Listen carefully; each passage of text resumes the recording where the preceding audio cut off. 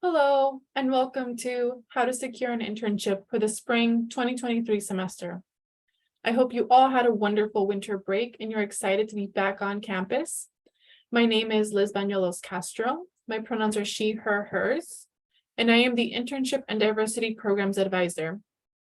I am one of about 20 different colleagues here at the USC Career Center. During this workshop, I am going to review how you can all go through the process of finding internships through the different USC resources available to you. I will also showcase our Connect SC platform, which is your one-stop shop for everything internships, jobs, and careers related. This is an informative session and you will receive a lot of content. I recommend that you try to listen and follow along on your browser as you're watching the recording. In addition to this, you can also watch other recordings of our workshops on our YouTube channel, attend other events, and really take a deep dive into the other topics covered here through our resources and recordings that we have on our website, Connect SC, and our YouTube channel.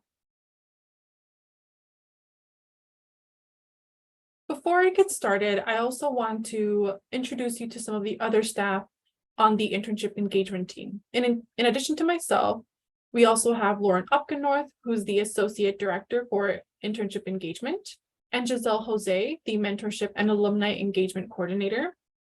You can also meet the rest of our colleagues in-person and virtual drop-ins from 1 to 4 p.m. Monday through Friday.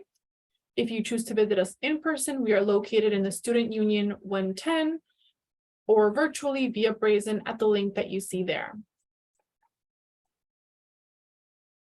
So what is an internship?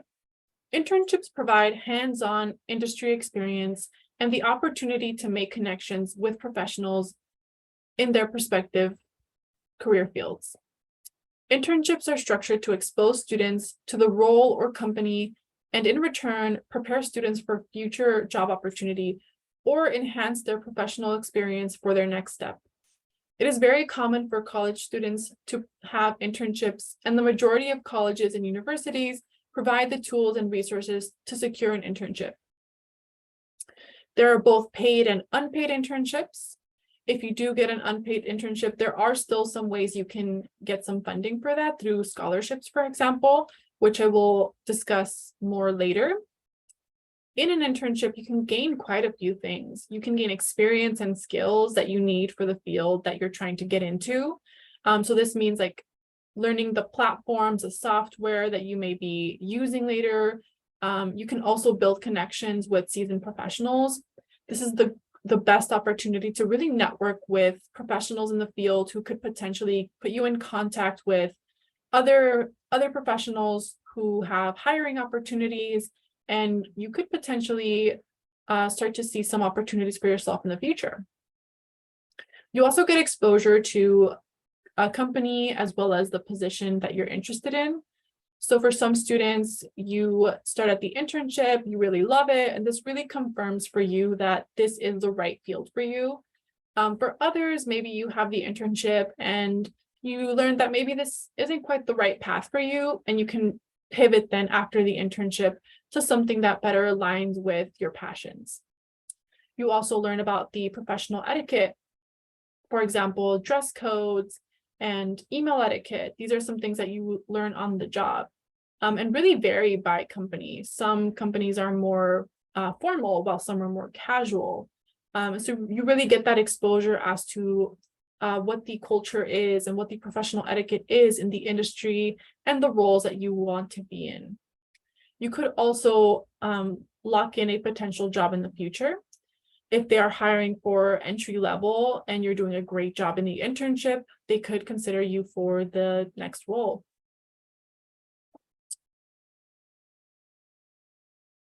Now that we understand what an internship is and what you can gain from an internship, let's dive into how you start your internship search.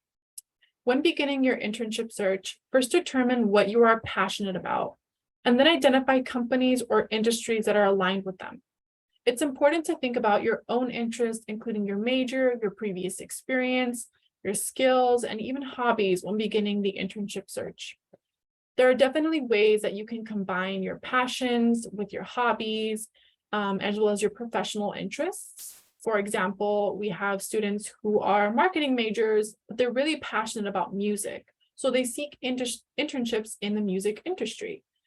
So these are some things to think about when narrowing your internship search. Where do you really want to work? What are you really passionate about? Which companies really align with your values, right? So see that these are some of the questions that you should be asking yourself as you're beginning this process. Now, how do you start to search these industries and your introspective search? This is where we use some of our career exploration resources that we have available to you. Now, one of the first ones is connecting majors to careers. This is such a great resource if you're wondering what you can do with your major, what areas you can go into with your major, what have others gone into with your major. This is also a good exploration for if you're thinking of changing majors, looking into what others have done with a different major that you're thinking of changing into. It's an amazing resource that provides information about the different areas, the skill sets, professional associations. It also provides links to the Occupational Outlook Handbook. It's quite extensive, and I highly recommend that you start here if you know that you love your major, but you're just not quite sure what area you want to do. You could potentially discover something new there. ONET is another great resource that has detailed descriptions of the world of work for use by job seekers, workforce development, and HR professionals, students, researchers, and more. Your next step is also great to use if you're thinking about doing some career assessment. So as I mentioned before, you want to think about what skills you have and how you want to apply them in a professional setting. In your next step, you can take those career assessments to see what would be a good fit for you. You also want to start speaking to faculty, staff, and peers to really understand what are your options in the field that you're interested in. Faculty especially have a lot of colleagues that work in the field who they can connect you to if you're thinking of pursuing something in their field of expertise. Firsthand, Indeed, and Glassdoor are also great resources to look more into the industry and into the roles themselves. So once you know after doing your research that you really want a certain type of role or going into a certain industry, looking on Firsthand, Indeed, and Glassdoor, you can really find a lot of information about salary, about the job market, about what is really entailed, what people usually do in the role that you're interested in. Okay, so you have explored your career options. Now you know what kind of roles that you're interested in. You have some idea of the companies that you want to work for. So now it's time to start preparing your application materials. You want to make sure that you have a good resume, a good cover letter, and a reference page. Your resume should be a one-page document describing you and your experience. You should include relevant volunteer and community service, skills, education that are transferable to the role. It is always recommended to review the internship description and make sure that your resume aligns with the position. Now here's a pro tip regarding that. Make sure that you save that description for later. Sometimes organizations will take down the job postings or the internship postings, so it's hard to reference it back when you're preparing for the interview that we will go over later. Now, some tools that you can use to really improve on your resume and make it a competitive resume, it is Smart Resume and also the Effective Resumes, Cover Letters, and LinkedIn Profiles booklet.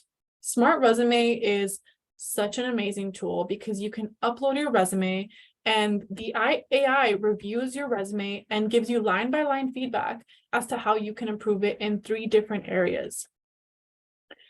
And the booklet, the Effective Resumes, Cover Letters, and LinkedIn Profiles booklet gives you examples of what resumes look like. It also gives you checklists. It's a really good place to start if you're building your resume or improving upon it. You can pull up an example resume and look at how you should be formatting and structuring your resume. These are such good resources to have as you're building and improving upon your resume. Now, your cover letter is a written letter to the recruiter, division, or hiring manager of the internship company that explains why you are qualified for the internship and allows for further explanation of your experience. So your cover letter should not be just a reiteration of your bulleted items on your resume. This is really your chance to be creative and elaborate on what makes you that qualified candidate. This is your chance to elaborate more on maybe a specific project, a specific experience, maybe a class you took that you think really sets you apart from other candidates. Your cover letter really gives you that chance to really speak to the hiring manager and, tell them what makes you the best person for this internship. Now, for both your resume and your cover letter, in addition to these resources, you also want to make sure that you have someone else review it. Sometimes if we're looking at something for too long, we don't catch those little mistakes, right? So make sure you have a second pair of eyes on it. Bring it in. We're happy to review your resume and cover letter in drop-ins. You can also make an appointment with us to go over application materials. We're happy to help you. You can make sure that you have a good reference page. A reference page has professional contacts of individuals who know you and would vouch for your professionalism. Now, these references do not have to be your supervisor, but it is important to get people other than your friends and family to further clarify your candidacy. And make sure that you're always asking your references if it's okay for you to add them as references, just so that in case they get a call, they're not surprised by the hiring manager calling to ask about you.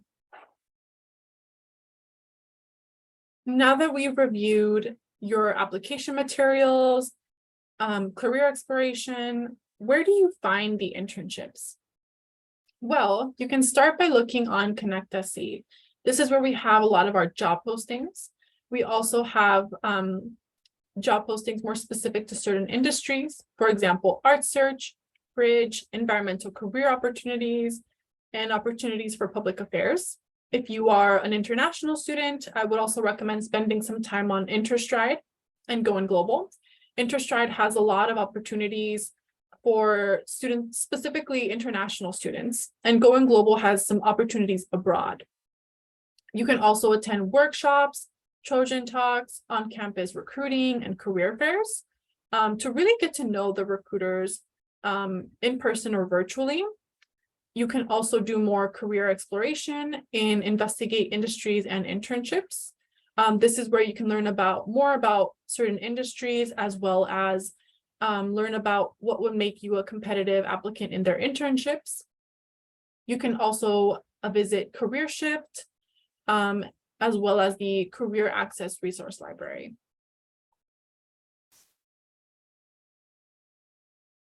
Now, since 2020, we've also had a higher demand for virtual internships and experiences, which are also great. They have a lot of flexibility with your time and schedule. You can still gain practical experience with the platforms like Slack and Zoom and Teams, which are often used in professional settings. It also strengthens your communication and time management skills.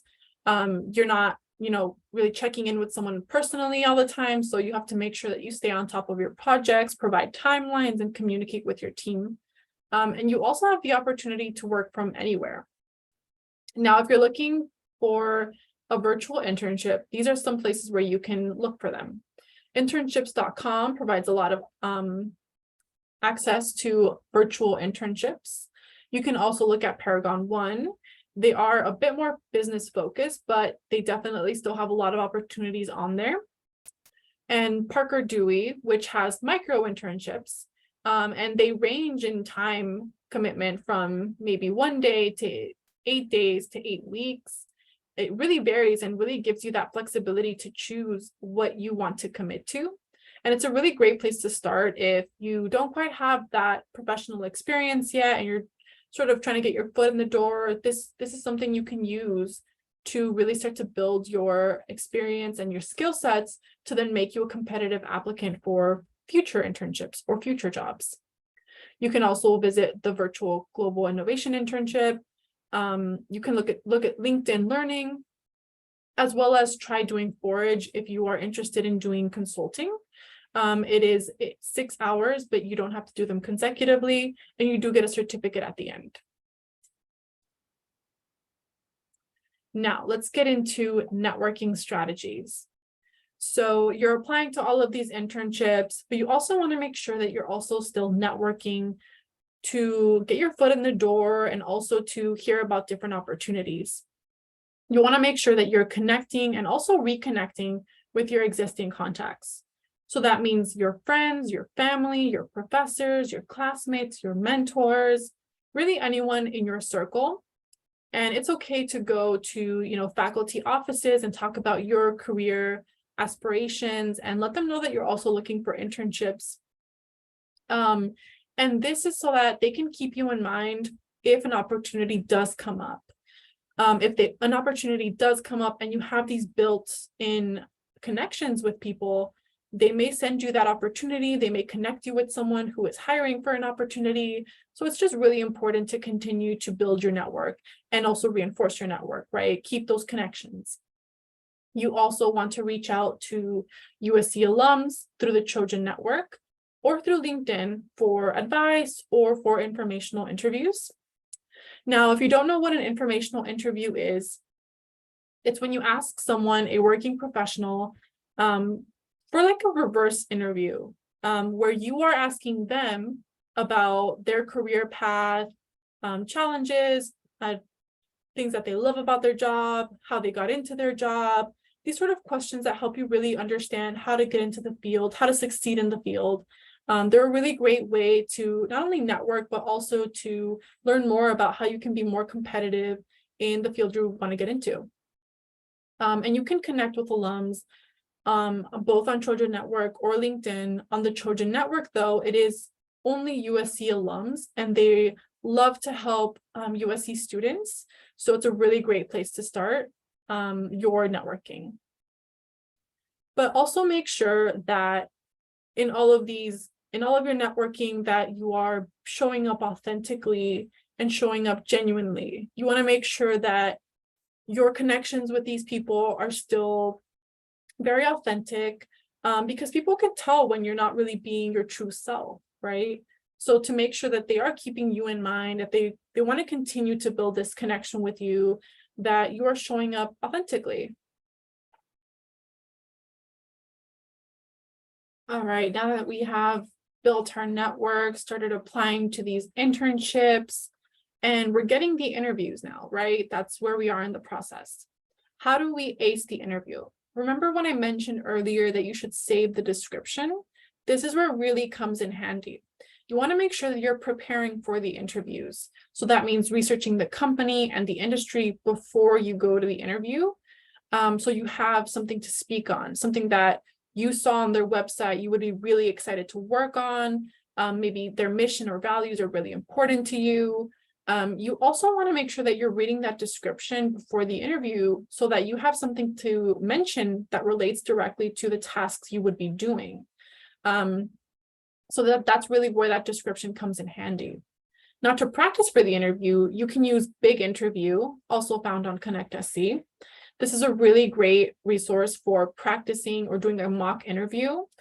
The questions that they give you can actually be tailored to the industry that you are applying for. For example, if you are applying for a marketing internship, the questions will be tailored more to marketing. So you are getting more tailored questions on Big Interview. It records you as well, so you can look at it again and see where you can improve in the interview. You can also set up a mock interview appointment with one of us. We're happy to do so. We only ask that you give us about 3 days to prepare so that we can also tailor the interview for you and make sure that you have a mock interview that is tailored to the interview you will be having, right? And after you've prepared and you've conducted the interview and hopefully it went great, right? You want to make sure that you're writing them a thank you note the next day, at least 24 hours later. And this is to thank them for their time, and also to thank them for their time and for considering you as an applicant. It's also reminding them of you and the interview that you had, right? So you're kind of keeping them in keeping you in their minds, right? And after you've written your thank you note, let's say that you do get the offer. What should you do before you accept? So before you accept an internship, we recommend that you get the following information in writing. You want to make sure that you have the name of the company and the specific department. You also want to make sure you have the internship title, the internship supervisor. You want to make sure you know the start and stop dates, just in case it interferes with anything. You want to make sure you have the work schedule, so days and times, again, just to make sure it doesn't interfere with anything. You want to know if it's paid or unpaid, and if it is paid, how often and when. And you also want to know if there are any optional legal disclosures. And if you don't have all of this information, just make sure that you speak to their HR to receive the information before you accept. All right, so now we've gone through career exploration, assessing your passions and skills, preparing your application materials, such as your resume, cover letter, references, where to find the internships, both virtual and in person. We've also gone over your interview. This is a lot of information, right? It's a whole lot, it's a whole process. It can feel a lot like you're applying to college again, right? Because you're keeping track of these timelines. You want to make sure you're on top of everything, which can feel very stressful. So make sure that you're giving yourself some grace, right? Give yourself some space. And remember that there's really no linear path to a specific company or internship or job. Make sure that you are managing your time well. You always want to make sure that you are putting these deadlines on a spreadsheet or maybe a Word document, somewhere where you can see everything in one place to make sure that you're not missing any deadlines, especially if there are certain companies that are really important to you or you really want to work for. Making sure that you have these times somewhere you can visually see them and keep track of things. I also recommend planners or using a digital calendar to keep track of your time, to keep track of deadlines. Visually seeing it definitely helps you manage your time for, setting aside time for each of these applications. You also want to celebrate the small wins, right? Because there are so many steps to this. Always make sure that you are proud of yourself, right? Submitting it, that took a lot of effort. Preparing your application materials takes a lot of effort. So making sure that once you accomplish something, you accomplished it, right? Always make sure that you do get some rest and prioritize some downtime for yourself. You are applying to internships on top of your academic work, on top of your jobs. So just make sure that you are giving yourself some time to rest. And lastly, know that it is okay to ask for help. That's why we're here. We're here to help you. So please, if you need help, come and make an appointment with us. Come to drop-ins. We are always happy to answer your questions or utilize your circle, as I said before. Faculty would love to help you. Your friends and family are also there. So just know that you do have a support system. And also utilize the USC Counseling and Mental Health Services. Visit the link on the screen if you are interested, but just remember to take care of yourselves. As I mentioned earlier, if you do get an unpaid internship, there are still some ways you can fund it through scholarships. Now, we have two here that you may consider applying for. We have the USC Dream Dollar Scholarship, which awards $1,500 to an undergraduate students who are seeking an unpaid summer internship in nonprofit or government work. This is due April 17th of this year. We also have the First Generation Scholarship, which awards $2,000 to undergraduates who are the first in their families to attend college. This is also due April 17th. Just make sure that you have an internship offer by the application deadline. The internships also must be a minimum of 6 weeks. And we don't require any GPA to apply. And then students must submit a reflection paper in August after the internship. And both of these scholarships are open to both domestic and international students.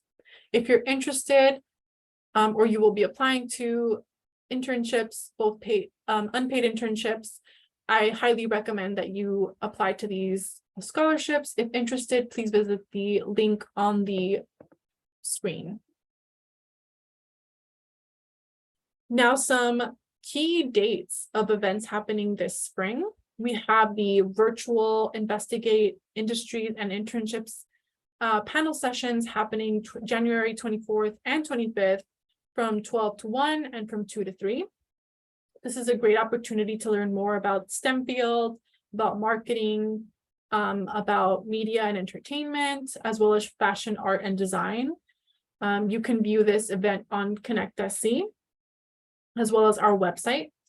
You can also come to the employer resume review, and a really great opportunity to not only have your resume reviewed, but to network with the employers that you're potentially interested in working for. We will also be having our career fair on February 2nd from 10 to 2 p.m. We will be having an Acing Your Interview workshop on January 24th from 3 to 4. And throughout the semester, we will be having on-campus recruiting. Now, these are just a few of the events that I have highlighted. We have a lot more where you can dive deeper into different topics that you're interested in learning more about. Check out our website to learn more about the events happening this spring. So now, after this workshop, what can you do? Make sure you're visiting our website. That's where we have all of these tools and information about the resources, as well as our events listed there. You can also schedule an appointment with us through ConnectSC and attend our events, right? Get to know us, get to know the recruiters. We have a lot of great upcoming events. And lastly, I just want to remind you, my name is Liz Banuelos Castro. If you have any questions, I'm happy to answer them. You can email me at the email you see on the screen. Giselle and Lauren's contact information are also there. You can also follow us on social media. We post all of our events on there as well. And with that, have a great day, everyone.